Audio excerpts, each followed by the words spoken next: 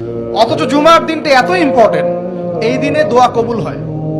যে কোনো দোয়া আল্লাহর কাছে চাবেন কবুল হবে। এই দিনে সূরা কাহাফ পড়তে হয়, এই দিনে তাড়াতাড়ি মসজিদে আসতে হয়, গোসল করে সুগন্ধি মেখে সুন্দর কাপড় পরে ইমামের কাছাকাছি এসে বসতে হয়। তাহলে প্রত্যেক কদমে 1 বছরের রোজা, 1 বছরের তাহাজ্জুদের নেকি হয়। ছেলেদের বুক যত বেশি পুরুষরা দেখবে তত তার মেধা কমতে থাকবে, মনে রাখবেন।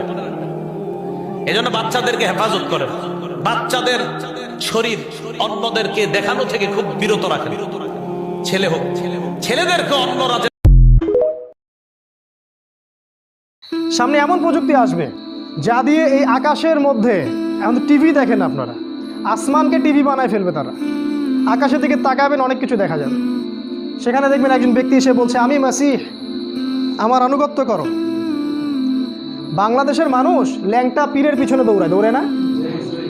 আর যদি আকাশে এরকম কাউকে দেখে যে বের হইলো এবং বলল যে আমি মাসিহ, তোমাদের ত্রাণকর্তা, আমার আনুগত্য করো, জান্নাতে চলে যাবে, মানুষ কি মনে করছেন যাবে না? বহু মানুষ আছে সব এক চোখা। এক চোখা মানে ভিতরের চোখটা অন্ধ, ভিতরের চোখটা কি খালি বাইরের চোখ দিয়ে দেখে। ওরা বিশ্বের মিডিয়া নিয়ন্ত্রণ করছে। সামনে এমন প্রযুক্তি আসবে যে প্রযুক্তিগুলো আপনাদের কল্পনার বাইরে।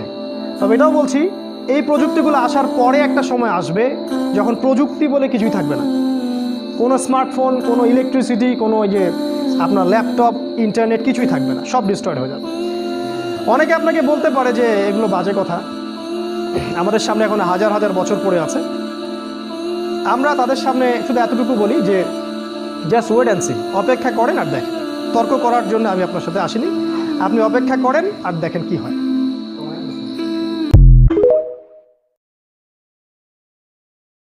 আল্লাহর জ্ঞানী মানুষরা সমুদ্রের মতো হয়, তাদের ভিতরে অনেক জ্ঞান থাকে, কিন্তু তারপরেও তারা শান্ত থাকে, বিনয়ী থাকে।